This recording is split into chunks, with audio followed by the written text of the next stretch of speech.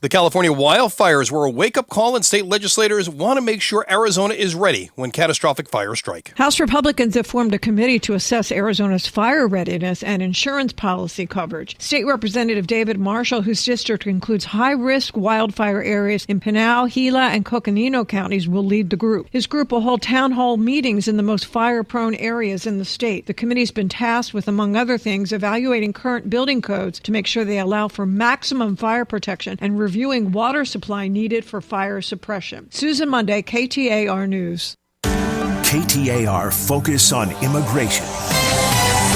Well, Arizona has around 140,000 students from families with at least one undocumented member. Now we're learning more about the impact of President Trump's immigration policies on education and migrant families across the state. On his first day in office, President Trump oversaw a change in federal policy allowing Immigration and Customs Enforcement, or ICE, to go into schools and remove people suspected of being in the country without documentation. Here in Arizona, that's caused concerns in migrant communities. Jose Patino is with immigrant and student advocacy group Aliento. He navigated schooling in his youth as an undocumented student and says families in similar situations today are scared. We cannot guarantee the school safety, so it's giving extra burden on teachers, counselors, and principals. Arizona Superintendent of Public Instruction Tom Horn shares the concern that kids will miss school and as a result suffer academically, but he urges parents to not worry and says legally ICE cannot be stopped from entering a school. They should send their children to school.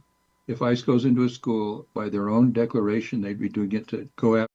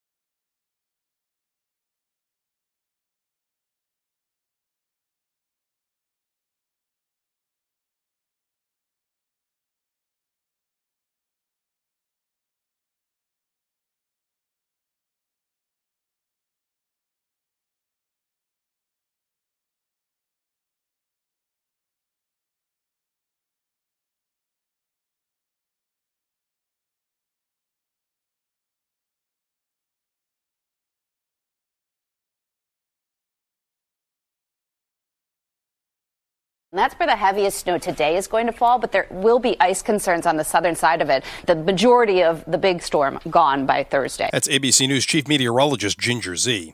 A key discovery for investigators in Toronto, where a Delta flight flipped over while landing Monday. The black boxes have been recovered. Hours before the crash, the airport tweeting, "The snow has stopped coming down, but frigid temperatures and high winds are moving in. Our airfield team has continued their work throughout the night to clear critical areas so planes can safely arrive and depart." At the time of the crash, winds gusting up to 40 miles per hour. That's ABC's Gio Benitez.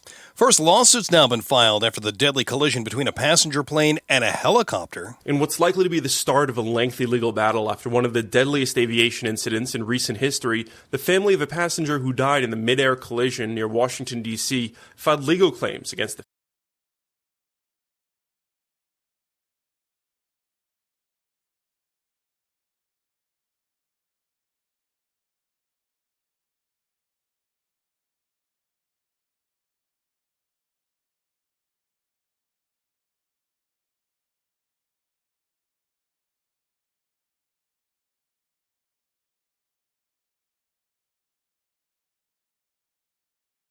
Well, just how expensive are your groceries? According to one study, more expensive than 46 other states. A new study from online loan company CashNet USA looked at a typical Walmart grocery list in each state and found Arizona was the fourth most expensive state in the nation for groceries. Kristen Benz with KB Advisory Group tells Arizona's Morning News there's no real reason we're feeling it more than others. Things aren't going to get better for a bit, and that's going to be frustrating to a lot of people out there who are expecting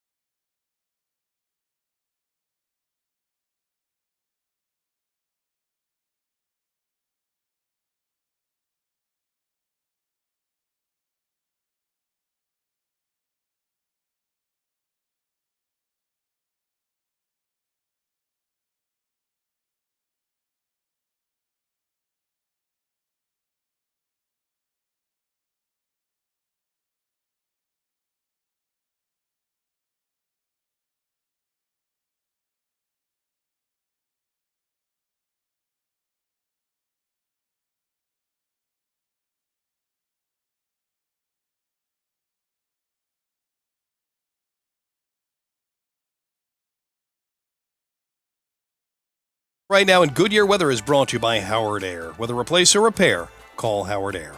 This KTAR News expansion is brought to you by Sweet James. If you've been injured in an accident, call Sweet James. Well, what will President Donald Trump's immigration policies mean for our state here? We will take a closer look during KTAR News and ABC15 special on immigration in Arizona today. That coming up right here next.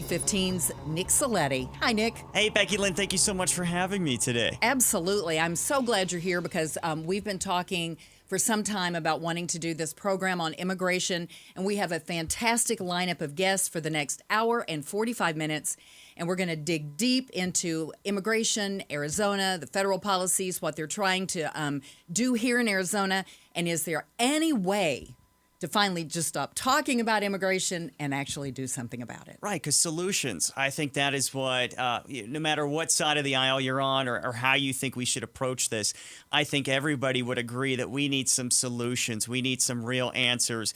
After really decades and decades of debating, we need to see something done about this. And that's what we hear from our viewers. I'm sure you hear the same from your listeners as well. All the time. And so we're going to start with today two reporters, our Heidi Hummel from KTAR and Ben Brown from ABC15, who have both done extensive stories at the border. And let's start with Heidi. Heidi, what are you seeing? What have you seen that's going on right now? So this past week, I sort of examined how President Trump's federal immigration policies since he took office last month are impacting us here in Arizona. And I honed in on the legislature. And what I found down at the state capitol is that there are two bills in the legislature right now that directly compete with one another. The one by Senate Republicans looks to help the Trump administration carry out their deportations. It would essentially deputize county sheriff's deputies to help ICE agents carry out these deportations. And then the other bill, the Immigrant Trust Act by Senate Democrats,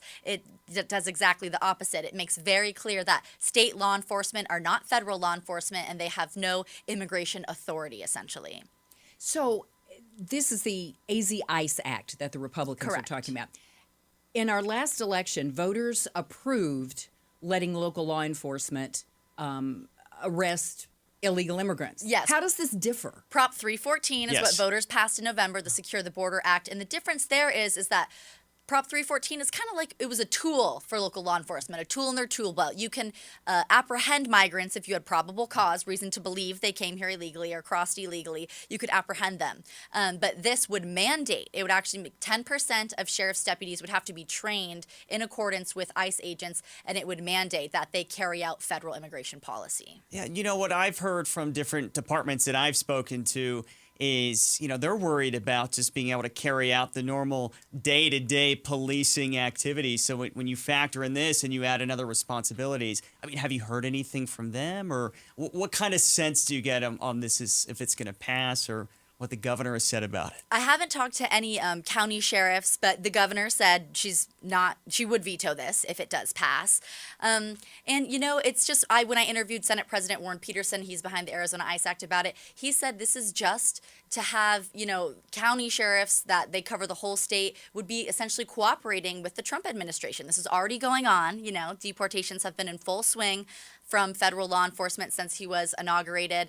And this would just make sure that our state law enforcement are on the same page as the Trump administration. Ben, are you seeing similar things?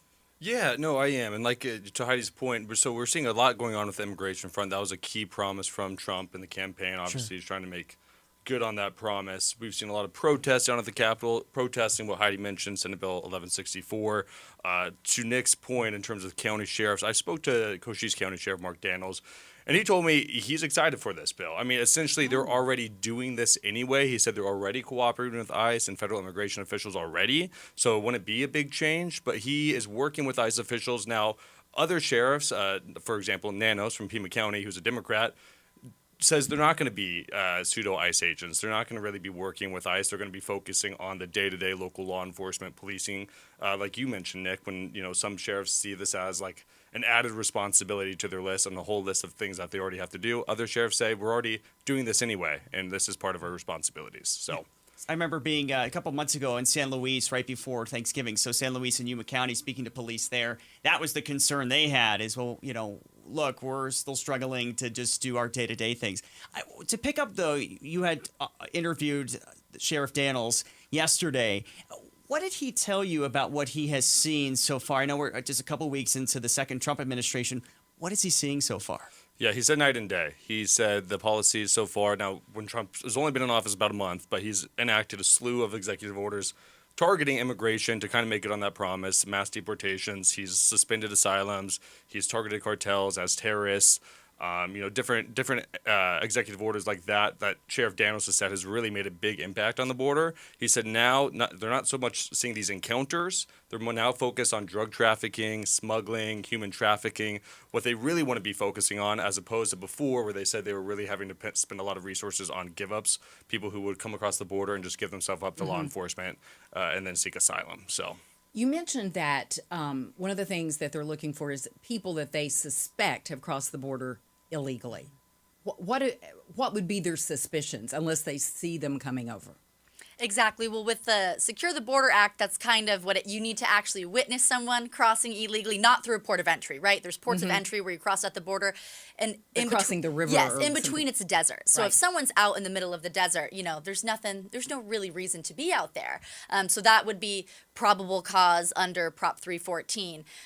But, with ICE is carrying out people, they use software, I believe. They have databases that can tell people where undocumented people might be. And but racial profiling is a concern. It is a concern that we've been hearing. Right. And I actually spoke with State Rep Teresa Hatothley, who said she heard from a constituent that a Navajo woman was detained by ICE in Scottsdale and questioned. Yes. So when I reported on this story, I reached out to ICE, and ICE told me that they use these data softwares to find where undocumented folks might be, and that they had reason to believe that there were undocumented folks at this workplace. So she just the Navajo woman got caught up sort of in everything, but was released after she showed her certificate of Indian blood. So that's also what we're hearing from the Native American community is what sort of identification do you need to keep on you in case you do get stopped by ICE? And that's frightening for a lot of people to think that they would just be coming in and you have no reason to be worried, you don't think, and then all of a sudden someone comes in and wants essentially show me your papers. Yeah, and this is what State Senator Hatothley told me is that she says we don't hear these stories like this happening with Russians, with Australians. Right. She said it's only people with brown skin. Right. Wow. Yeah, and to piggyback off that, we've seen that in our reporting at ABC15. Our colleague Rachel Lewis just reported on an Iraqi veteran who was detained by ICE, even though he was here lawfully from Trinidad. My sources have told me on two occasions. One is a Venezuelan national who has a work permit here legally as well. He's detained, and now he's going through court proceedings in Eloy. And I just heard from another source that another person, Mexican national, was actually deported, even though he had a right to be here as well. So, what I wanted to ask you, too, you both have your finger on the pulse of what's happening at the Capitol. Obviously, people made a decision in November. We know that immigration, border security were big issues. Are you seeing some sense of Democrats at the Capitol taking a harder approach to immigration than maybe they would have, say, last session or just a few months ago? Are you seeing the needle move at all, or no? Are people still pretty much baked into what their party positions are? In my sense, I feel like they're pretty much baked into their party positions. But what's different is because during the presidential cycle, I think maybe, Heidi, you can agree to this, we saw on the Democratic side that a huge shift, even with Hobbs as well, at the governor here, shifting more towards border security and cracking down on illegal immigration.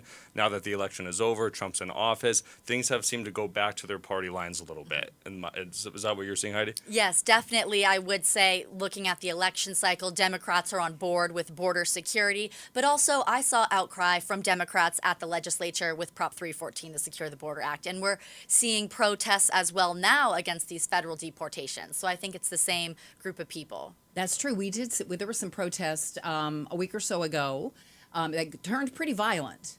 I think it was at the Capitol and in Glendale. And Nick, you had said something about hearing there might be some protests kind of scheduled Like that people were going to be continuing those? Yeah, and Ben, feel free to fill us in too on this, but what we had heard was at least weekly for the foreseeable future that there would be these organized protests, to Becky Lynn's point. Correct. They're going to do these protests scheduled every Monday for the indefinite future, protesting, like Heidi said, Senate Bill 1164, different immigration policies from Trump, but also it's kind of merged into not just immigration.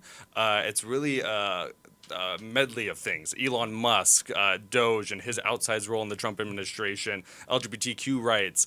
So it starts off maybe as an immigration protest and then really morphs into this bigger thing, a bigger narrative about the Trump administration, federal policies as a whole.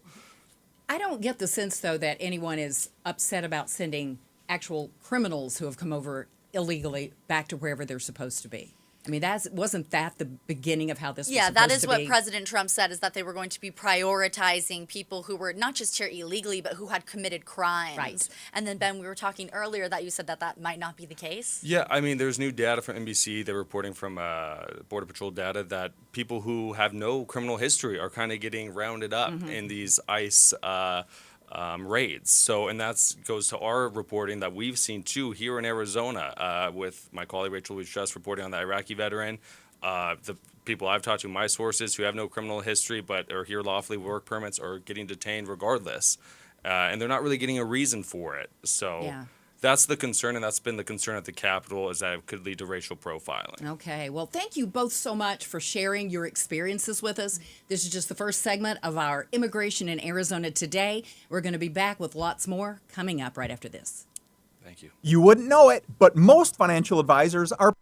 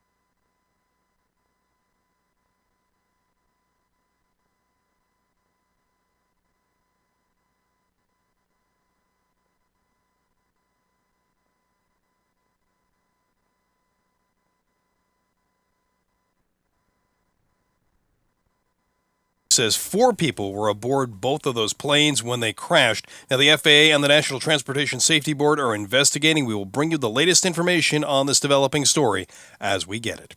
Reform in the Phoenix Police Department's use of force policy, it is not sitting right with the local law enforcement union. Phoenix Law Enforcement Association President Darryl Kriplian says the new Phoenix PD language on use of force will not help officers. That change says officers can only use force when it is objectively reasonable, necessary, and proportional. Kriplian says it will cause officers to hesitate more often and put the community in harm's way. Meanwhile, one city official and former police leader in favor of the changes in the use of force policy for the Phoenix Police Department. City Councilman Kevin Robinson is the former assistant chief for the Phoenix Police. He tells Arizona's Morning News the policy is now in line with the Supreme Court case that dictates when and how much force police can use. It carefully articulates the facts and the events that would make the use of force objectively reasonable. And what they mean by objectively reasonable is what would a standard or reasonable normal person look at it? Well, they say, hey, that makes sense. Or, oh my gosh, that was way too much. Robinson adding it's unlikely the city council will step in to make changes to the use of force policy because he says it's police who know best what they need. The Phoenix police shot 20 people in officer-involved shootings in 2024. Kate Orta, KTAR News. Generally, this is not uncommon. The Trump administration firing U.S. attorneys appointed by former President Joe Biden. That includes U.S. Attorney Gary Restaino for the District of Arizona. KTAR legal analyst Barry Markson says this is typical with a new president, and he expects President Trump to announce his new appointees as U.S. attorneys soon. A slimmed-down Department of Health and Human Services listening to the new secretary explain what he expects under the Trump administration. ABC's Rachel Scott has the story. The new secretary, Robert F. Kennedy Jr., addressed those who remain, his team telling them selfies are welcome. Kennedy declaring HHS will now study possible causes of chronic diseases. Nothing is going to be off limits. The head of the FDA's food division under Kennedy is stepping down. Jim Jones saying the firings at the agency demonstrate the Trump administration's disdain for the very people necessary to implement the department's agenda of improving the health of Americans. Once again, it's ABC's Rachel Scott reporting there. We cannot forget them, but we need everybody's voices. We are not enough. Arizona families and doctors want to see more local funding for the fight against childhood cancer. Mom Destiny Jensen joining other families yesterday at the state capitol, asking Arizonans to advocate for more research to treat pediatric cancer and prevent families from losing a child like hers did. Talk about Aaliyah. Even when it's uncomfortable and heartbreaking, tell her story. More importantly, I challenge you to live like Aaliyah. Make this world a better place. And every time you see a rainbow in the sky, say hi to my baby. Arizona Republican Representative Walt Blackman leading the push for more funding. At 12:33 now, let's get a check on what's happening on the roads in the Valley Chevy Dealers Traffic Center. And we are looking pretty good around the area right now. We do have a crash still working at North Avondale Boulevard and West Palm Lane. This is happening in Avondale right now. Otherwise, things moving pretty smoothly across those main lines around the valley right now. Traffic is brought to you by AZ Trim Light. Fall in love with your home this month with AZ Trim Light. Get permanent outdoor lighting to celebrate any occasion. Go to aztrimlight.com for your free quote. And your forecast, partly cloudy skies is what we'll see this afternoon. A high of 80 degrees today. We're mostly clear overnight, down to 52 by morning. A mostly sunny Thursday with a high of 80 degrees. Sunshine Friday, a high of 78. And then another sunny day on Saturday with a high of 81. Lots of sunshine is what we're seeing out there right now. 71 degrees in Mesa. Weather is brought to you by Howard Air. Whether replace or repair, call Howard Air. I'm Bill O'Neill on Arizona's news station, KTAR News. KTAR News 92.3 and the KTAR News app. A KTAR News and ABC15 special. Immigration in Arizona today. We would like to welcome you back to our special Immigration in Arizona today. I'm ABC15's Nick Soletti here alongside KTAR's Becky Lynn. So excited to be here with you today. Our news partners, KTAR, because we know this is such an important conversation, Becky Lynn. It is, and it's something that we talk about not just in the news, but covering stories, but we talk about it on our talk shows as well, and we hear a lot from our listeners and have guests come in, and so, yeah, it's one of the biggest, most politically charged topics, I believe, in Arizona and all across the country as well. Yeah, so our goal is to try to bring in different voices, different perspectives for the next hour and a half to try to just fill in the blanks for people and connect the dots a little bit to see where we are, who's being impacted, and what the next steps are. And there are a lot of different avenues to this. Our guest this segment is Mari Rabago, who is a longtime Arizona journalist. Madi, you were with Univision for like 20 years, correct? Definitely. I was serving my community for about 20 years. I completed a Univision in California and Arizona. So thank you guys. It's an honor to be here with you guys today. Very excited about the conversation because regardless of what political aisle we are in the topic of immigration, I know it's a topic that is impacting and will impact us in the long run, all of us. Can you take us back? Earlier I said, let's go into the way, way back machine because there is one. We've been talking about immigration in Arizona, different laws, different bills, different things that have been done here that have resonated all across the country in bad ways many times. You've covered them all. Can you take us back a little bit? Well, as a journalist, because I'm wearing different hats. I'm an immigrant, I'm a business owner, and I'm a journalist. So you take and pick what hat you want me to answer with that. Yeah. But in that regard, to that question, it's sad to me, and now I can actually give my opinion. I'm not in the traditional media. It shows me that we have not learned the lesson with SB 1070. Arizona has been ground zero for immigration topics for many, many years. Really quick, let me interrupt you. Can you, for people who don't know, SB 1070 was the show us your papers Show us law. your paper law. We saw that, it started with Arpaio, using that to, in many ways, propel his political career to be known across the country. Then there was a group of politicians that supported that idealist that he had and went on to, creating this proposition that became a law. And I think the way that we can actually refer to SB 1070, the way that impacted all of us Arizonans, the impact that had in our pockets, in our schools, economy, the workforce, and when you think about the actions that are being taken now across the country,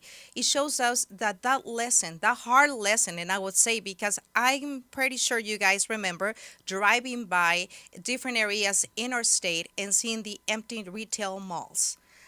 Seeing the decline in kids in our school, seeing a small business closing their doors. What happened to also our, the housing industry, the construction area, the labor in all different areas, the services. So to me, it's heartbreaking because we did not learn the lesson. And now the lesson that we will learn as a country, it will take decades for us to recover from the impact that these actions will be taken in all of us as citizens or residents or people that we coexist in this country. Yeah, SB 1070 signed into law back in 2010. We all remember that. Yes. I was working in Yuma at the time, but I was still here in Arizona and remember the day former Governor Brewer signed it into law. You were comparing it, or let me ask you this. How would you compare what we saw in SB 1070 to what we're starting to see now? This is SB 1070 and steroids. And help me with that word because I always butcher it, right? On steroids. On steroids. Yes, thank you so much. You remember, I'm still with that accent and I'm a proud immigrant, but yes, we're the melting pot here in the United States. So think about the impacts, the numbers of that we saw in that decline in our economy. And I know later on, one of your guests is Monica Villalobos from the Hispanic Chamber of Commerce. I would highly recommend every business owner, every politician in this country to look for datos. You can get that link on their website. And it's a compilation. It's like the Bible for many of us that we're in business to know about the Latino buying power, the workforce, and the impact. So they have a lot of information on how this will impact all of us because as you said, you were in Yuma, so you remember the lettuce fields in all that area. What happened with SB 1070? How many farmers were complaining? The economy impact.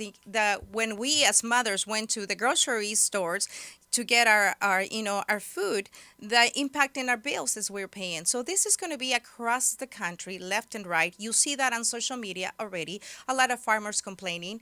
What's happening in California? The decline of farmers showing up to work and you put that to Arizona, the highest industry that employ undocumented immigrants here in Arizona, and this is information data from Datos from the Arizona Hispanic Chamber. They have a compilation of all different researches there with the information for you to see if you want to verify that. It's in construction, and the next one would be in agriculture. So think about our housing industry, what's going to happen with that, the cost of new homes, as it is skyrocket for many people that want to buy their homes. Imagine what's going to happen where you don't have the labor force. And at the bill in the grocery store every time we go, because, who's picking our lettuce, our fruits, our vegetables in so many ways. So those are things that we're going to be impacted directly, regardless of what side of the aisle when it comes to politics or the immigration issue. A lot of people say, well, at least they're doing something about it. At least he is doing something about it. But to me, that's very dangerous. Doing something about it that is not the right thing to do. We have heard the news across the board where in other areas of our country, the industry of prisons are going to be the most benefits because they're now constructing like the tent city of our piles in a bigger, larger proportion to house immigrants. For the ICE, for the right. Exactly. So think about who's being benefit from this and who's being affected or impacted by that. You and I, all of us, regardless of our skin color, our accent, the background that we have, or our political ideal. So in many ways, I believe doing something about it without really thinking about the consequence just to create some momentum is a very dangerous thing. And what's going to happen to all of us and the price we're going to be paying, because we will be paying a price not only as a country, as a nation, but as an individuals in our economy. I'm a small business. You own Mari Rabago Productions, and it's marketing, and it's a marketing agency. You work with Latino businesses in particular, actually, right? No. Oh. I serve my Latino community, but we are the bridge to the Latino buying power. So I work with a lot of organizations that want to communicate their products and service. A lot of those clients are in somehow serving the underprivileged community, which is Latinos and the rural areas and you name it. So think about what's going to happen to those programs, those organizations with the DI, diversity inclusion action that it took to. So this is it's a large scale in all different fronts that we will be impacted.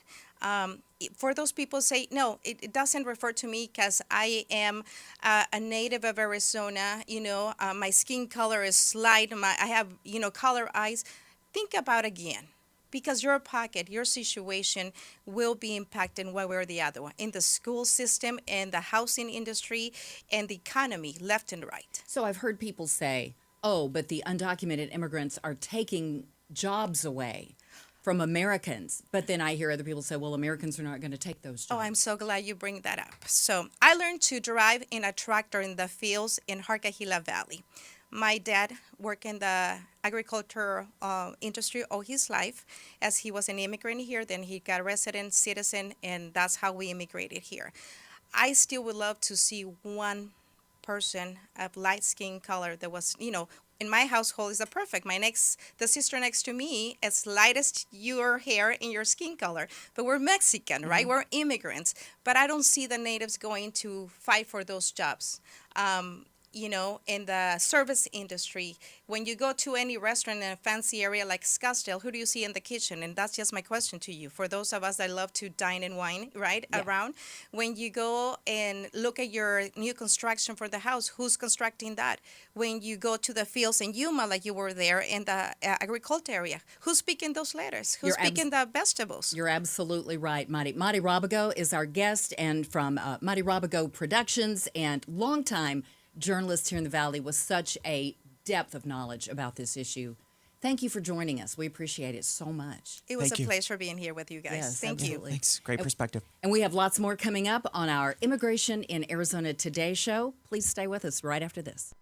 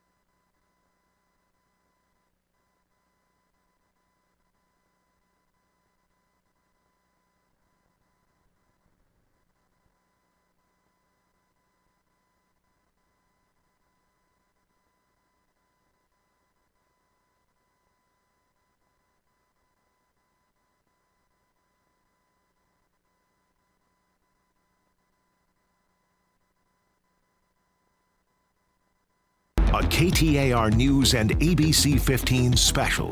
Immigration in Arizona today. Welcome back. I'm Becky Lynn with KTAR, and I'm joined by ABC15's Nick Saletti, who's already been busy early this morning, and he's decided to come over and join us for this. We appreciate it, Nick. Hey, anytime we get the invitation from KTAR, we're going to take it because we know that, especially this is such an important topic. It is. Immigration in Arizona today. It could have been immigration in Arizona for the past 20 years or longer, but today we've got some new policies. There's things that are worrying some people. We're doing something. Is it the right thing to do? What's going to happen? And that's why we're talking about all of this. And we have in studio with us now for this segment, Ileana Salinas. Ileana is with Aliento, and she is the program coordinator for, please say it for me, Ileana, so I don't mess it up. Cultiva. And that's art and therapy for DACAs and Dreamers. And young people, Nick and Ileana, we know the DACA and Dreamer people are, it's really rough on them. Yeah, and we have tens of thousands of Dreamers in Arizona alone. And this is something, Ileana, that impacts you very personally. Tell us your story. Yeah, so I came here when I was 15 years old with my family.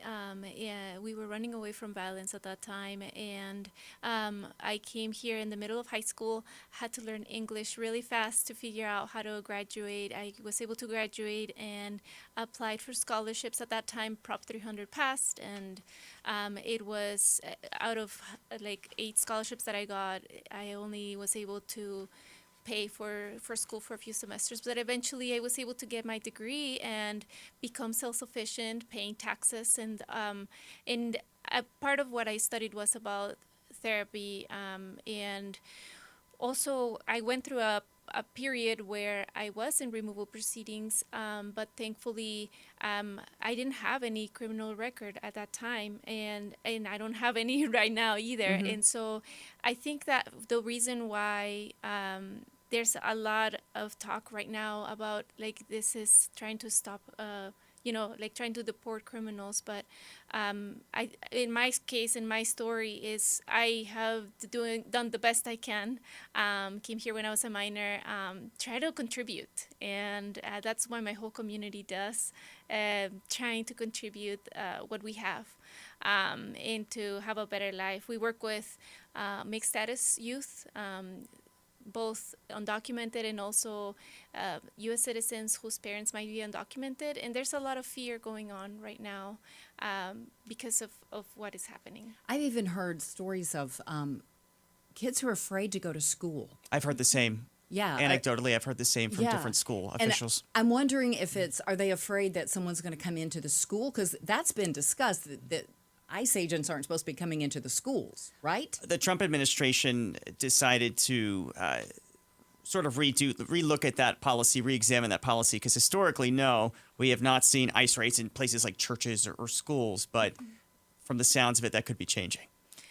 Well, we have heard from students in several of the schools that there have been conversations, and sometimes it's stressful for the families. We unfortunately heard about the 11-year-old young girl who took her life because of the bullying, and that is very concerning to us because all of this becomes very stressful for young people, for young students who are just trying to navigate life and know that they're safe, that their families will be safe. And so what we try to do is to bring some coping skills and to also support with navigating all of the emotions that come up. We also have heard that schools are having to look at what is going to be the protocol, right? But what we focus on is to try to support the families with what it is that they can do to prepare. Can they have all the documents ready so that in case that this were to happen, they would have all the documentation in one place, knowing their rights and having everything in order. So that's what we're doing, is we're trying to provide as many resources as we can. Some of us are directly impacted, but we take it upon ourselves to try to provide the resources, and for more than anything, for families to seek their own legal advice, because immigration is very complex. There's many different situations, and so it's very important to know for the families to know what their options are. We are speaking with Ileana Salinas from Aliento, which is a youth-led organization that helps undocumented DACA and Dreamer and mixed immigration families cope with life in general here in the United States and with what's going on today. So you are hearing fears. Yes. I've been wondering if, do you think is it safe for the kids to go to school? We want to support for the students to continue to go to school and to continue to focus on their academics, but we know it is a reality that it is hard when you are worried about whether you are safe in your own home or your parents are safe to come back. It's going to be harder for those students to focus on their academic work, to focus on like passing all those tests. And we understand that there's an emotional, a mental, and an academic impact that this is having on the youth, on the students. I think that from speaking with different principals and teachers, they also want to do their best to let the students know that they're safe while also following protocol from the districts. And they are having those conversations about what it needs to be in place, what needs to be known. But it is we always want to support for students to continue in their academic journey because that is very important for their future. Yeah, I wanted to ask you because, Ileana, you are a dreamer. You are someone who came here as a minor. We've seen in recent years the fate of DACA recipients and other dreamers really hanging in the balance in a lot of respects. Can you explain to people what is it like to live with that uncertainty hanging over your head? Yeah, as a DACA recipient, and I consider myself lucky that I at least have a DACA, I live my life 2 years at a time. Like, I literally don't know if once I send my renewal, if I will get an approval or not, and if so, then it's so hard to like live your life 2 years at a time. But even thinking about people who are undocumented, a lot of the families we work with, they've been here for a long time, 10 years, 20 years. They pay their taxes, they have done their contribution, and they want to continue doing that. And so for them, it might be a day at a time. You know, it's like a constant uncertainty. A lot of our undocumented students who go to college, who make it to college, they still don't know if they can even use their degrees to be able to go into the workforce. When these are young people who have been through the K-12 system, maybe graduated from our educational system, and would be great to contribute to the workforce, but they have that uncertainty. You know, something that a lot of people, we've heard this from listeners, we've heard this from people on the street, but undocumented immigrants who are here, who have jobs, they pay taxes.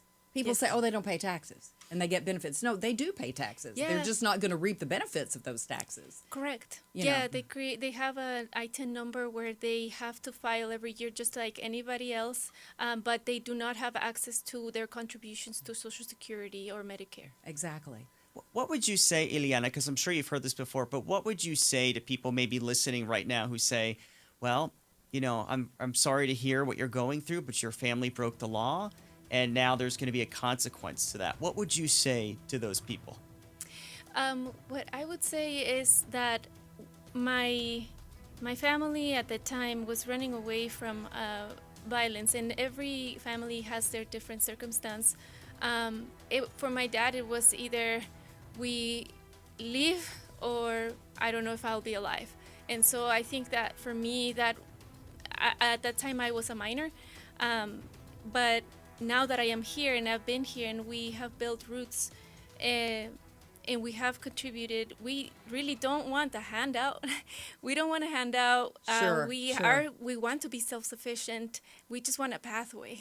Thank you. Oh, sorry, we got a break to go to news. Ileana Salinas is with Aliento, and you have given us such great insight into what it's like to be a dreamer and how you help others in the same situation. Thank you so much for joining us today. Thank you. And sharing that story. We're going to continue. We have lots more coming up in the next hour right after the news. Immigration in Arizona Today.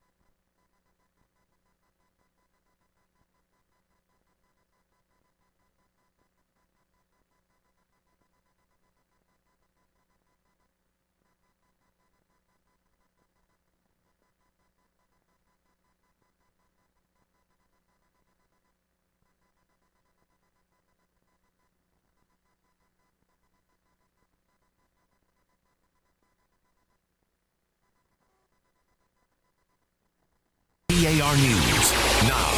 It's 1 o'clock. Good afternoon. I'm Bill O'Neill. At least 2 people dead after a mid-air plane crash in Marana Regional Airport. Details limited. The FAA says 4 people were on board the 2 planes combined. This is an uncontrolled field, meaning there is no air traffic control tower. The FAA and the National Transportation Safety Board investigating. We'll bring you more details as we get them. Ukrainian President Volodymyr Zelensky punching back against comments by President Trump claiming Ukraine started the war with Russia. Zelensky says Trump's living in a Russian-made disinformation space. Vice President Vance on Wednesday echoed President Trump's criticisms of President Zelensky, telling the Daily Mail that the Ukrainian leader, quote, bad-mouthing Trump is, quote, an atrocious way to deal with his administration. Meanwhile, Trump's former Vice President Mike Pence called out the president's comments about Ukraine. Pence writing on social media, quote, Mr. President, Ukraine did not start this war. Russia launched an unprovoked and brutal invasion, claiming hundreds of thousands of lives. The road to peace must be built on the truth. Karen Travers, ABC News, the White House. Objectively reasonable, necessary, and proportional. That's the new criteria for use of force for Phoenix police officers after a decision by Interim Chief Michael Sullivan. Darryl Kripling with the Phoenix Law Enforcement Association says it's too ambiguous. Now they've added proportional, which in my opinion is subjective. It depends on who's reading it and whether or not the force is seen as proportional. There's a lot of those different things within this new policy. Now, the change comes months after the U.S. Department of Justice detailed a pattern of civil rights violations and excessive use of force by the department's officers. Kriplian says officers will hesitate more often, and that will lead to higher crime rates. However, Phoenix City Councilman and former Assistant Police Chief Kevin Robinson tells Arizona's Morning News he supports the changes that have been made to the use of force policy. Let's not sit back and Monday morning quarterback a policy that is designed to protect not just the community and the police officers, but to protect the individual that's being taken into custody. Robinson points out the objectively reasonable language comes directly from the U.S. Supreme Court case, which dictates when and how much force police can actually lawfully use. An officer-involved shooting overnight left a suspect dead at the scene. The Phoenix Police Department says no officers were hurt in that incident at 1:45 this morning at 15th Avenue and St. Kateri Street. An investigation continues, and we'll bring you updates on it as we get them.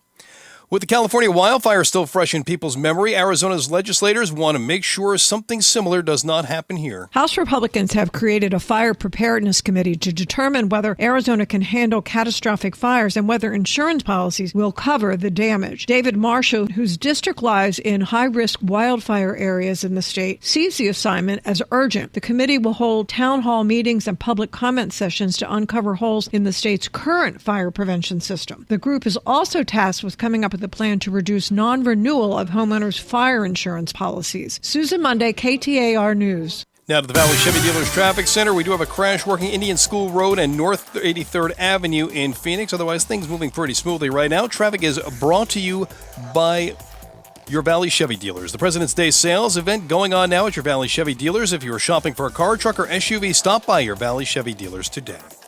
And your forecast headed up to a high of 80 degrees today under partly cloudy skies. Right now, 71 in Scottsdale. Weather is brought to you by Howard Air. I'm Bill O'Neill on Arizona's news station, KTAR News. KTAR News 92.3 and the KTAR News app. A KTAR News and ABC15 special. Immigration in Arizona today. Welcome back. I'm Becky Lynn with KTAR, and I'm joined by ABC15's Nick Saletti. Hi, Nick. Hey, Becky Lynn. It's great to be with you today and the rest of the KTAR team because we know this is such an important conversation, important for us to listen to people, listen to all these perspectives as we dive deeper into immigration and border security. Right, and we've been at this now for 45 minutes. We've talked to a host of different people affected and know people who are affected in different ways. And now we are going to be joined by Yuma Mayor Doug Nichols, and we're very excited. There he is, right there. He's still in Yuma, but we're joined virtually by Mayor Nichols. Thank you so much for being here today. Thanks for having me on. I really appreciate this time to talk.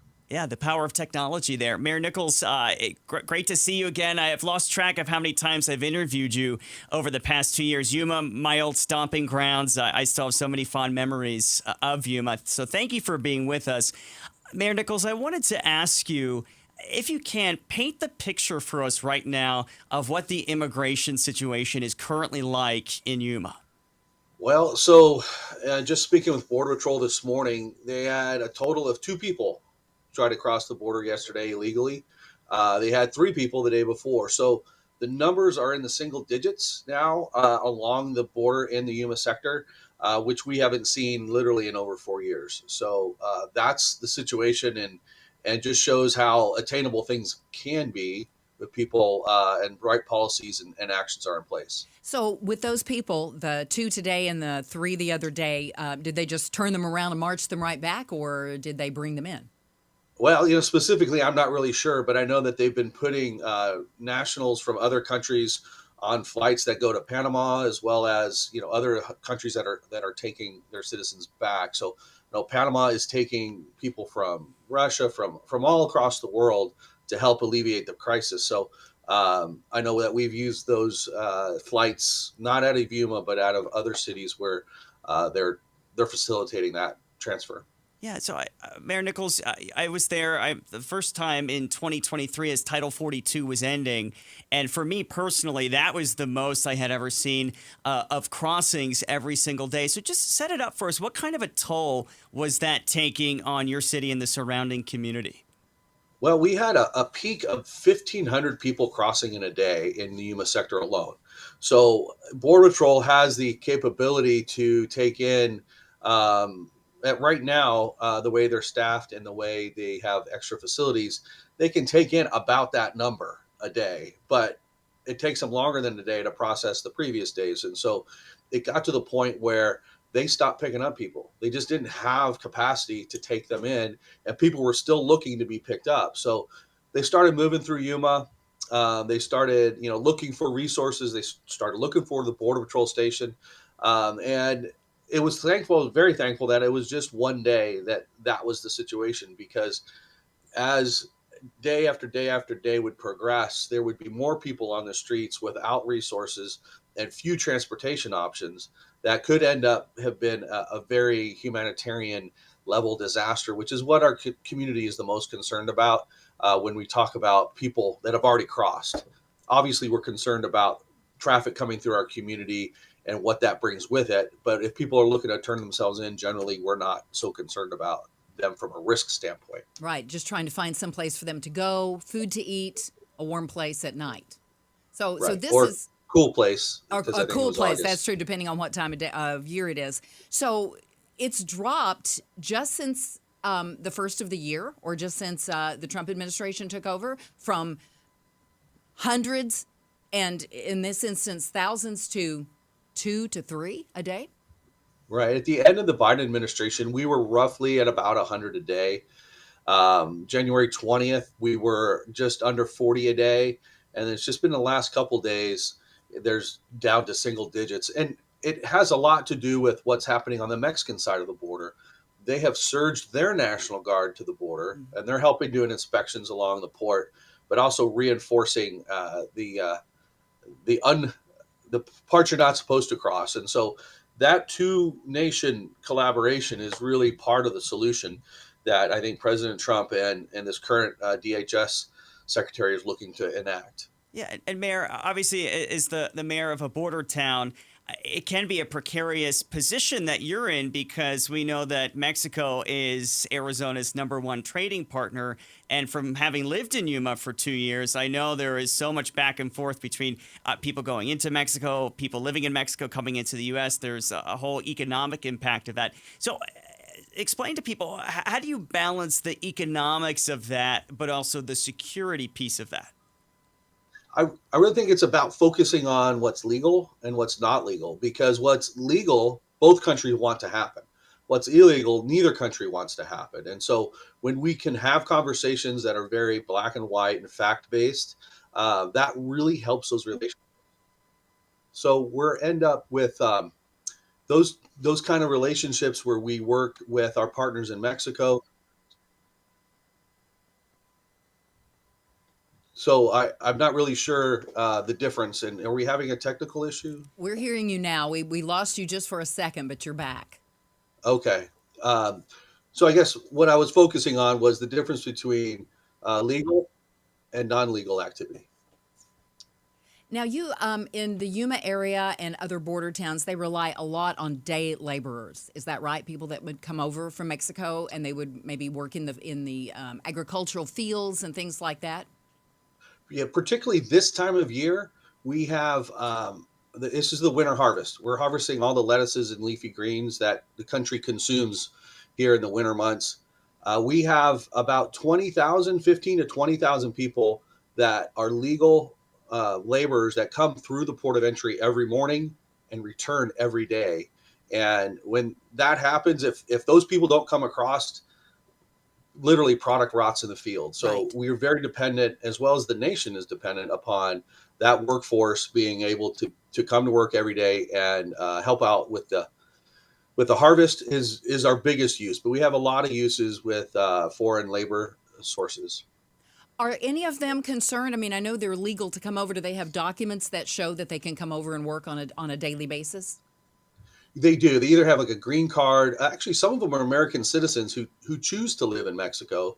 And then most of them are H-2A visa holders. So they have documentation that shows where they're going and what their actual activities are. And you don't see any of them deciding, I don't guess, that they don't want to participate in this anymore. I mean, it is a job and it's a good paying job, I'm sure, but I don't know if they're frightened at all of being, anything happening with them. I've not heard of any of those stories, and they work very hard. It's very difficult to get an H-2A contract, and they don't want to put that at risk. So they do everything they can to make sure they're working hard and they're fulfilling those contracts. Showing up or not showing up for work isn't really an option for them. Yeah, the H-2A visa that you're referring to. A couple minutes left in the segment, but Mayor, I wanted to ask you, there is also a law enforcement piece to this. We've been hearing about different legislation discussed at the Capitol about local police having to have some kind of a role with immigration enforcement. Obviously, there was Prop 314, which passed in November. Where do you sit with that when it comes to your city's police department having to help with immigration enforcement? So we have there's two ways we help. One is through the Stone Garden program, which has been around, I believe, since either the Bush or the Obama administration. Mm-hmm. Yeah, which gives DHS, our police. Yeah.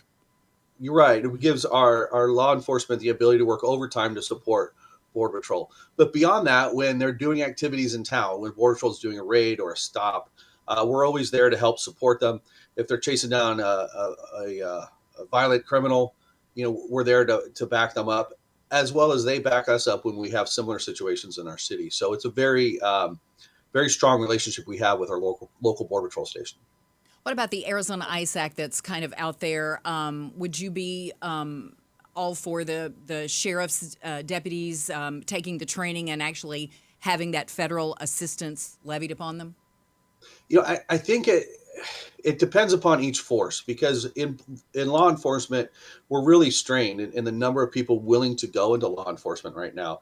So if if a sheriff's department is sufficiently staffed and leadership thinks it's a task they can take on, I think they should be given that federal support. But as we know, some of these counties have really small departments, and that might be a bigger burden than really they're prepared to take.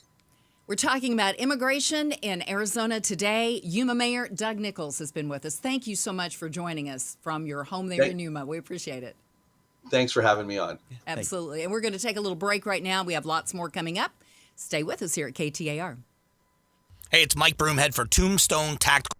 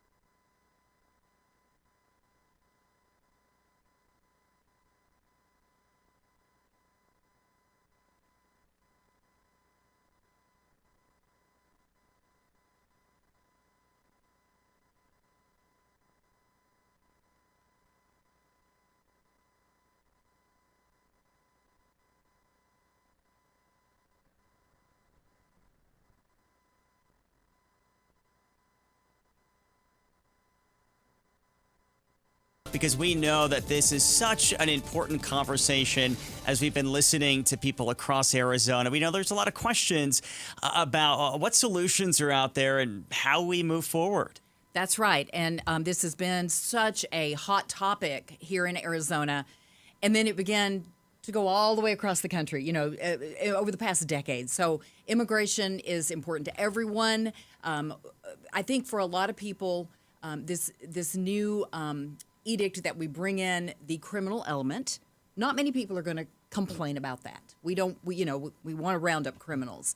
And so there's all these different elements, though, to immigration. There's illegal crossers, there's DACA recipients, there's people that are trying desperately to get their citizenship, and it takes so long. So there's a lot of different issues to look at. And we have another guest coming on now, and I think you may be very familiar with this person. It's our State Attorney General, Chris Mays. Hello. Appreciate you being here today. Afternoon, you guys. Great to see you. So you have been, over the past couple of weeks, joining some other attorneys general all across the country, and you've been suing the Trump administration over quite a few things. One of them is the birthright citizenship that he tried to put the kibosh on. Tell us a little bit about some of the different things that you're taking issue with against the Trump administration. Yeah, so thanks, Becky. We did sue the Trump administration over their blatantly unconstitutional attempt to override the 14th Amendment of the Constitution, which says, as you know, that if you are born in this country, you are a citizen of this country. That has been settled law for, well over 100 years, 150 years. I mean, it is settled law. The words mean what they mean, and it took a Reagan-appointed judge only 25 minutes to side with the attorneys general on that point. So we got a TRO, a temporary restraining order against the Trump administration on that executive order. We also got a temporary restraining order against them when they tried to engage in the federal funding freeze, which is relevant to this conversation because one of the things that, believe it or not, the Trump administration wanted to do or would have done with that federal funding freeze across the board is that they would have defunded our HIDTA initiatives, which is the high impact drug trafficking areas. That's how we combat the Mexican drug cartels. That's how we try to keep fentanyl out of Arizona. As you know, Arizona over the last 2 years has been the place where 50% of all the fentanyl that's been seized in the United States is seized in Arizona. And yet the Trump administration, by engaging in this sort of very across the board sweeping funding freeze, would have defunded that and hurt our law enforcement in so many ways because we work with the FBI, we work with the DEA to try to keep drugs out of our country. Yeah, Attorney General Mays, I was going to ask you that because, if you listen to people who support President Trump, they'd say, well, he's doing this because he wants to curtail fentanyl trafficking and other illicit drugs. But what do you think is the solution here when it comes to fentanyl and border security? Because in a lot of ways, they are connected. Absolutely. I mean, and that's why I was supportive of the bipartisan border bill that would have increased the number of border patrol agents in Arizona. We do need that. We need to increase the number of Border Patrol agents in our state. We need additional funding for things like screening machines in our state that will help us keep fentanyl out at the ports of entry. I just helped co-write and am supporting a bill in the legislature that will allow our local sheriffs and police chiefs and police departments to shoot drones down, Mexican drug cartel drones down, as they come across the border. The Mexican drug cartels are sending drones with fentanyl attached to them as far as 75 miles inside our border. That's something that, frankly, I would love to see the federal government help fund and do more of. Border Patrol does a little bit of that, but now I think we should enable our local sheriffs to help out with that. They wanted to be able to do that. My bill, along with Representative Marshall's bill, it's his bill, would make it so that there's no liability for local police in doing that. So this is something that the federal government obviously is responsible for. I mean, they're chiefly responsible for doing this. But I think, in certain areas, in certain ways, the state government can help out with it. And then lastly, if you'll allow me, I really want to see Donald Trump, the president, triple, at least, if not quadruple, the number of DEA agents that we have in Arizona. For some reason, New York and Florida have 3 times more DEA agents than Arizona does, even though we have 50% of all the seizures being made in our state.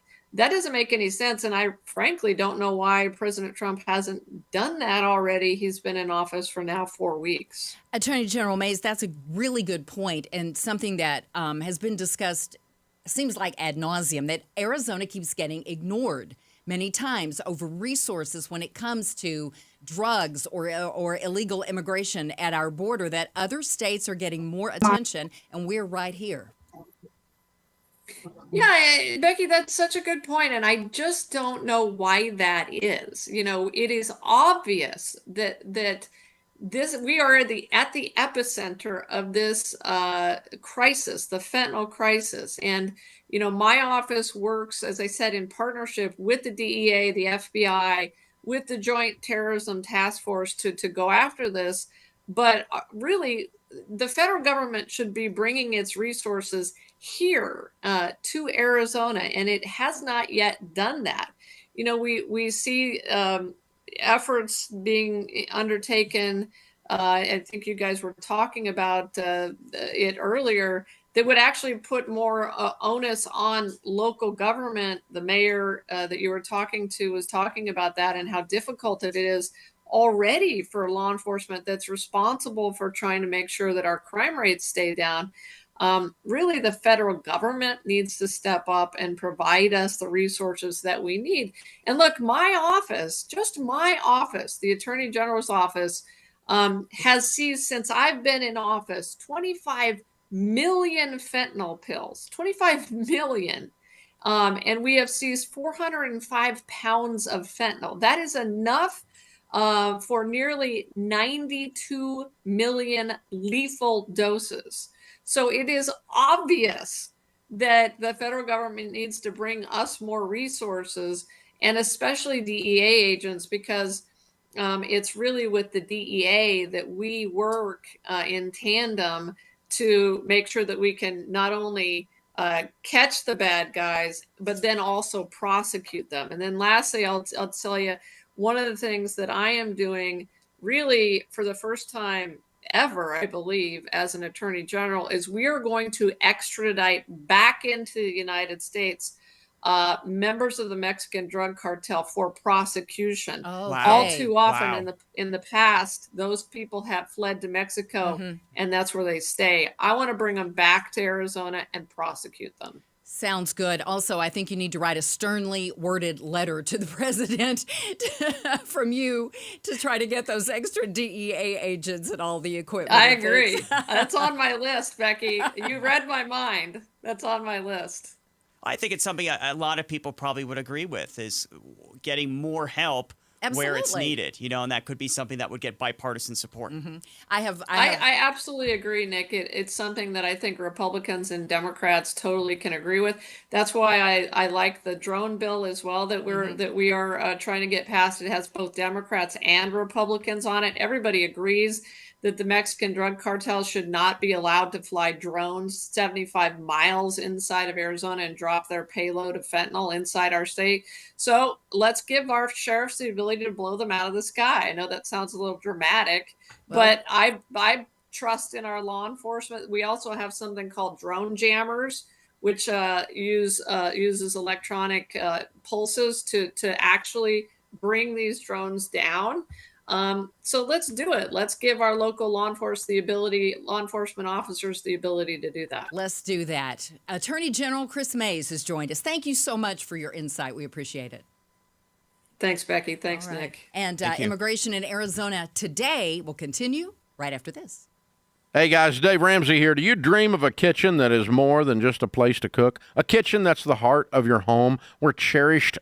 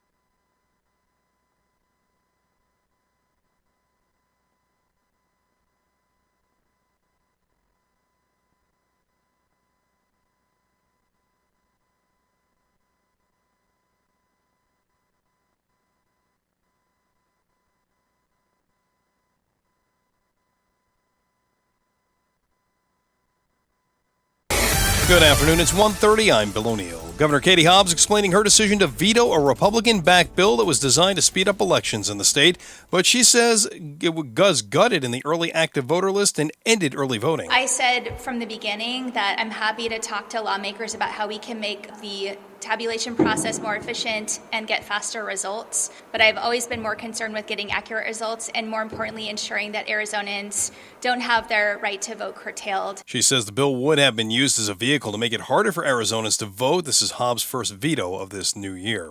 An Avondale neighborhood mourning the death of an 11-year-old boy killed by an alleged drunk driver Monday. ABC 15's Ashley Holden has more. Within an hour, he was just a little boy at 11 years old, being 11 years old, and now his family's got to go on without him, and so do we. Police say the young child was riding a mini bike trying to cross the street near 107th Avenue and Thomas in Avondale when he was hit by a car. He was taken to the hospital where he later died. Neighbor Michael Beltran saying the boy is friends with his grandson. But as I was telling the little kids today, that 2 lives have been ruined and 2 families are changed forever. Police say the driver was arrested and processed for suspicion of driving under the influence.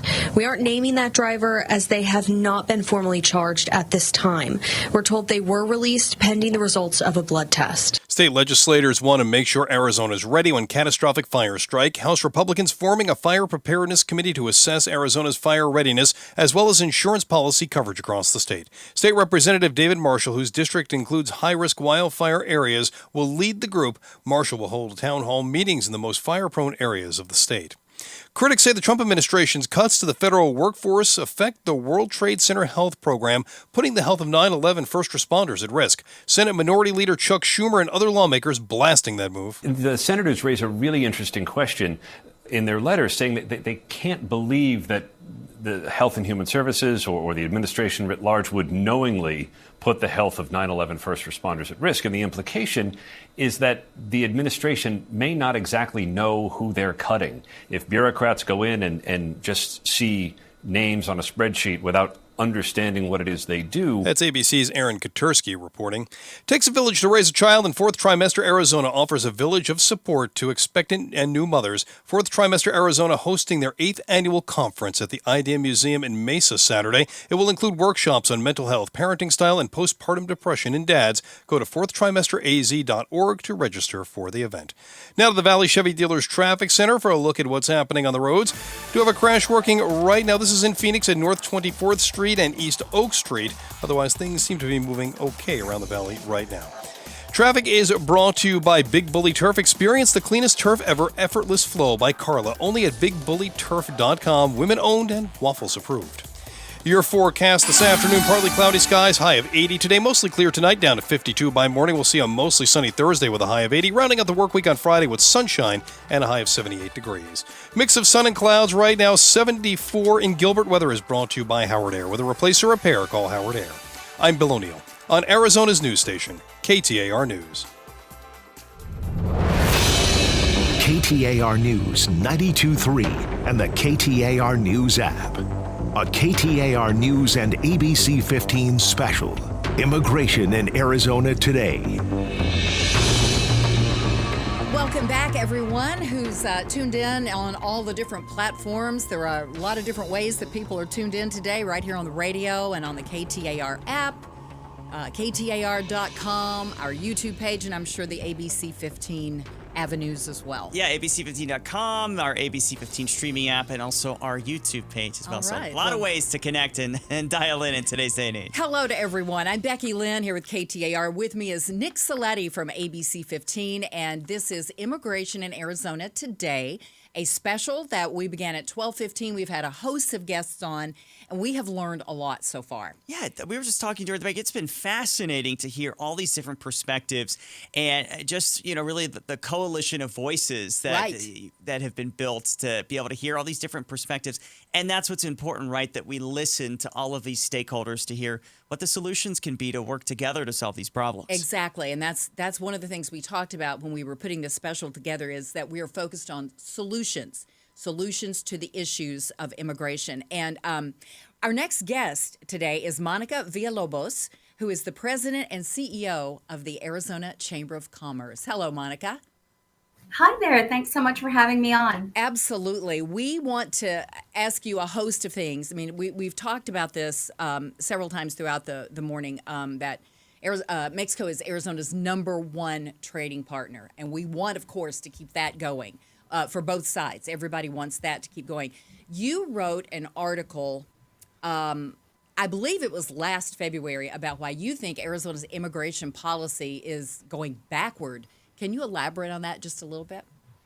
Sure, absolutely. From the business owner perspective at the Arizona Hispanic Chamber of Commerce, what we're hearing from businesses is that those kinds of immigration policies that we were looking at last year as well as this year are really anti-business. And there are 3 basic concerns that business owners always cite when we look at these anti-business immigration policies. The first is workforce shortage. We know there's an aging population in Arizona, and we need to make sure that we have enough workers to be able to complete the projects and contracts, whether it's in construction or agriculture. The other one is supply chain. I was presenting to the International Committee at the Capitol today, and the ability to have all of these goods and services come in and frankly go out as well. So our import-export market is really robust right now. We want to keep it that way. The next thing is public safety. A lot of these immigration policies take law enforcement away from the work that they do to protect small businesses, right? And so all of those are kind of concerns that we're hearing about these immigration policies. And I think they really take us backward to a time when, even before SB 1070, if we look back on our history, there are different groups that have been targeted. And what we find is that it's really bad for our economy. Yeah, I'm talking about your organization, the Arizona Hispanic Chamber, and you put out your Datos report every year, which is always just so insightful. And the facts and figures that your group gets, I think, is always just so eye-opening. Is there a way, Monica, to sort of quantify the impacts of legal and illegal immigration when it comes to Arizona's economy? What are the effects here? Sure. I mean, first, if we look at it in the United States, the economic activity that comes from just immigrants in general is 1.6 trillion. If we break it down to undocumented immigrants in Arizona, it's about 364 million in federal taxes, 228.5 million in state and local taxes. And those are 2018 numbers. So we know that that's continued to grow. Now, those are only taxes. We're not even talking about economic activity, right? Purchasing power. This is a group that has a lot of disposable income, that tends to buy things in cash. This isn't just credit. And so it's a very viable consumer in Arizona, especially when we look at our population.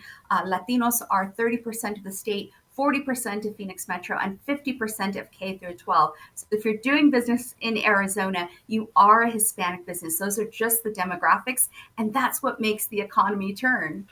So your belief is, and it sounds like you've got the numbers to show it, that we would be really hurt economically if we don't find a good common ground solution to the immigration issue. Absolutely. And look, everybody is for comprehensive immigration reform. Nobody wants completely open borders, but I think that in politics, those extremes are kind of what get the attention, right? We're all looking for that middle ground where we can function and still contribute to the economy. The agricultural industry is a great example with the visas that they have to allow guest workers. And this does a few things, right? It shores up the workforce shortage. It keeps prices down. I always say, until we have to pay $10 for an avocado, people aren't going to understand the impact of these immigration policies. And so those are the things that we're constantly looking at. So yes, these policies impact us negatively, not just in what we lose in the economy that's being spent, but in how much more we will have to pay because of things like the workforce shortage and supply chain difficulties. Yeah, what kind of a common ground solution do you think would work when it comes to economics? Because like you said, nobody wants open borders. That's not what people are asking for. But there would be people who would say, hey, what are some common sense solutions that we can do that will make people feel safer and at the same time still keep the economy and that trade relationship up and running? And one of the things I've talked about is tap, tax, and track. So tap, tax, and track is about being able to tap into the natural resource of workers, especially in Arizona, because we are neighbors with Mexico and we do have a workforce shortage here. Right now, I believe the last number that I saw was 179,000 open jobs just in Arizona. And so we tap into that natural resource. We tax that, right? That contributes to our tax base. And then we track those folks to see where they are on the citizenship track. And so, we do the same thing with our own citizens. Here, we tap into them for their subject matter expertise. We tax them. We all know that. And then we're tracked, right, through our social security numbers, et cetera. And so I think that we have a methodology that works with citizens. Applying this to non-citizens will help us shore up a lot of the deficiencies that we have in the economy today. Have you presented this tap, tax, and track idea to the legislature or anyone? It sounds good. Triple T. Yeah, triple T. The triple T, right? I have not directly to the legislature, but every presentation that I do when this question is asked, I do put this out there. I'm hoping that it gains some momentum. I know that immigration reform is far more complicated. That this would be kind of a band-aid to a long-term solution. But right now, the immigration path simply doesn't work. We have people waiting 13 years, 20 years to become U.S. citizens, and we're missing out on the economic opportunity during that time. Now that's it.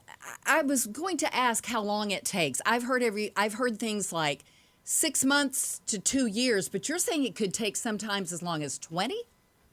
Yeah, absolutely. We've heard folks, and it's just the process, right? It's very slow moving.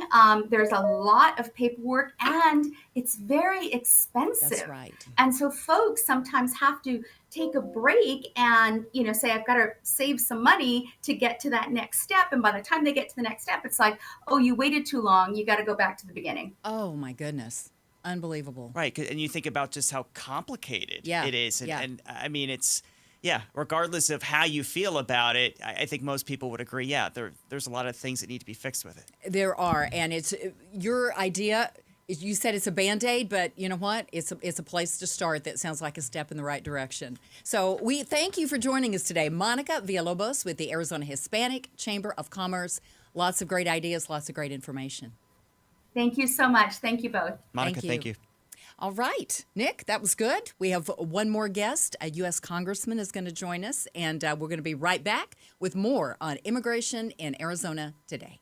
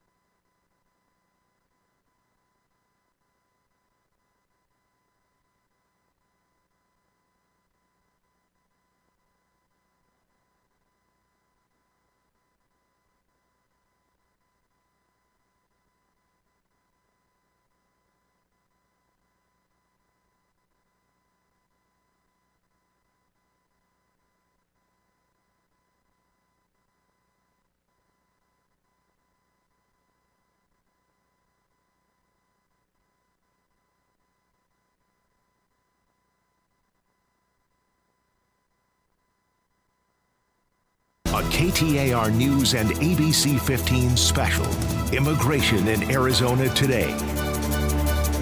ABC15 Zig Soletti here alongside Becky Lynn from KTAR as we bring you immigration in Arizona today. This is our special deep dive into all of the issues impacting immigration and border security here in Arizona and across the country. And there are many of them, and we've tried to touch on a host of different things, looking for some solutions to open your eyes to what's actually going on, what other people are seeing, what's happening. And our final guest of this special is U.S. Congressman from Arizona, Juan Ciscomani. And there he is. I presume that you're joining us from D.C. No, I'm not actually. I'm in Sierra Vista, Cochise County over here. All right, okay. This is where I spend a lot of my time, part of the district and the border district. So very timely conversation. Good talking to you guys, both Nick and Becky. Glad to have you here. Okay, we know that you yourself are a naturalized U.S. citizen. Can you tell us, just take us through your journey, how that all came about? Because we just got through talking with someone who said sometimes it can take up to 20 years. Tell us how it was for you. Yeah. I got the tail end of that conversation with Monica, and in many cases it does. In my case, it took 13 years, and that's a long time. You know, it's a long time to get your green card, and then you get your citizenship after that. Different process and background checks and appointments. And I mean, I got to tell you, I became a citizen in 2006. I was completing a fellowship in Washington, D.C. When my final paperwork was completed, I was living there for a fellowship as a green card holder on the Hill. And when I got back, they gave me my naturalization appointment for the test and the interview.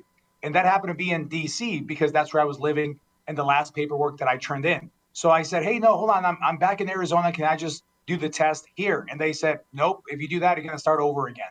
So I flew to Washington, D.C. literally for a 15-minute meeting and an interview. That's just one example of how inefficient the system is right now.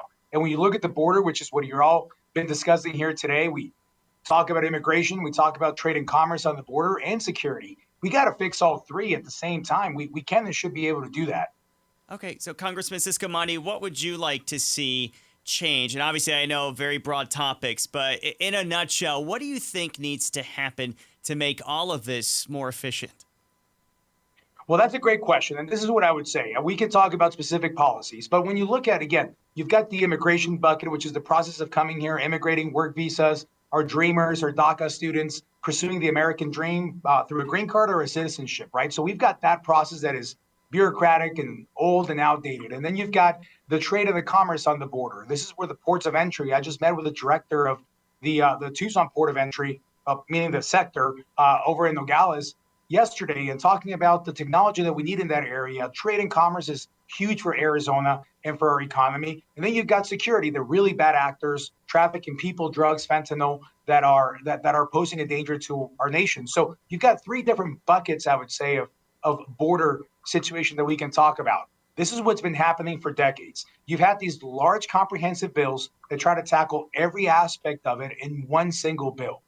And that hasn't gone well. Every single effort has failed, whether it had the president at the time, their support or not, or Congress or the Senate, wherever it's originated, this big bill approach just hasn't worked. So my approach when I got to Congress, I said, we can continue to work on that hopeful big bill approach. But as that happens and that moves forward or through, we need to be tackling this one bite at a time as well. So let's work on specific bills that tackle specific issues that will help us get there. One example of that is right here in Sierra Vista. As soon as I got elected, I came here and I said, if you had one bill that you want me to work on, what would it be? And that's where the idea of the Agent Raul Gonzalez Officer Safety Act came in play, of making sure that we tackled the high-speed chases and be able to have punishable offenses to the crime of not yielding to federal law enforcement. That came from right here in this town where I'm sitting in right now. I came here, asked, listened, I acted, passed the bill last Congress, and now again just passed it again last week. So this is the kind of action that I think we need. Overall, in one of the three areas we're talking about, I think we need to do this one issue at a time. So that's a security bill. Explain exactly how that works. It's called the what again? The Gonzalez Officer? It's called the Agent Raul Gonzalez Officer Safety Act. Okay. What this is that now you see a lot of high-speed chases right here on the border. You have smugglers that are driving fast through neighborhoods and residential areas, endangering both law enforcement and innocent bystanders. Raul Gonzalez was a Border Patrol agent in Texas who died in a pursuit like this one over in that state. And then right here in Cochise County, we've had an incident where a woman was struck by a high-speed chase pursuit as well as she was going to her birthday party that she never made it to because she was struck and killed by a smuggler. So when you have these high-speed chases and federal law enforcement wasn't able to pull people over, that wasn't a crime when they didn't just yield like you and I yield to local law enforcement. The law states right now that doesn't apply to Border Patrol or federal law enforcement. So that was a problem. We fixed it in this bill. It now goes to the Senate and then hopefully for the president to sign shortly after that. So that's one example of a bill that, again, doesn't solve the entire border situation, but that one piece is going to be in better shape.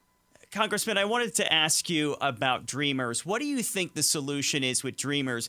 And would you support a path to citizenship for them? That's a very good question. I've been on record here, both through statements and also my voting record, of supporting our Dreamers students and DACA students, giving them a shot at the American dream, the opportunity to work, the opportunity to pursue a legal status here in this nation. Many of them I know them personally. So when you look at a lot of people that are in this situation, they grew up here. They went to our public schools. We've already actually invested in them this entire time. And now all they want is to be able to work, to be able to pursue a career maybe in the military and to start a business. Just they're not part of any other nation except this. So they came here with no fault of their own. And we need to find a way that we can make this fix permanent. I appreciate the 2-year permit that they can kind of like breathe for a little bit when they're here for that 2-year extension. But that's no way to live, to be here every 2 years, not knowing what's going to happen. We need to find a permanent solution for that. I've been championing that. I voted in favor of this several times as an appropriator during my 2 first years in Congress. So this is one of the things that I really want to continue to work on and fix on a permanent basis. And Congressman, just to clarify, so that would include a path to citizenship for Dreamers? That includes a path to legalization in this nation. See, everybody that becomes a green card, that has a green card like I did, then you have the choice if you want to go become a U.S. citizen or not, right? I was given the green card and said in 5 years, you can apply for citizenship. You don't have to, but you can stay as a green card holder or you can pursue your citizenship, but you got to wait 5 years. So when you look at all the specifics that we can, what we have to meet in the criteria to get there, I think that the devil's going to be in the details, but I definitely think that if someone wants a path all the way through and be a full integrated member of American society and be a citizen, we should be able to honor that and have that opportunity, especially for people that have been here for that long and have also checked all the boxes and stayed out of trouble and like my family did. You go through the application process and you've got fees and you've got interviews and you've got tests and all that. I think when we settle all that, there should definitely be a clear path to be able to be a fully integrated member here of the U.S. Congressman, that seems so logical that you would say that. Why is it taking so long? Because Washington is not logical. Because that's it. Well, as soon as I got to D.C., I can tell you that political forces sometimes weigh more than logic and common sense. I was ranked the most bipartisan member in Arizona in my first term because I worked on things that mattered, that were common sense, that were logical, like you put it, and that attracted people from both sides. This bill that I mentioned, the one that we passed with every Republican and 50 Democrats voting for it.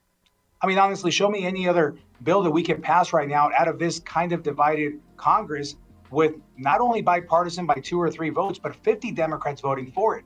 Now, the goal is not always let's do something that is bipartisan. The goal is let's go and fix an issue. Let's fix a problem. Let's make something that makes sense. Absolutely. And that automatically attracts people from both sides of the aisle to support it. So that's been my approach. Hopefully we can, we can do more of that here in our second term. I hope so, too. Keep working on it. Thank you so much, Congressman Juan Ciscomani. We appreciate it so much for you joining us today. Thank you so much. All right. We've learned a lot, Nick. Certainly have, right? Oh, wow. A lot to talk about. So many things, and I hope all of our listeners and viewers enjoyed it as well. Immigration in Arizona Today. I'm Becky Lynn. He's Nick Salati from ABC15, and this is KTAR. Thanks for joining us.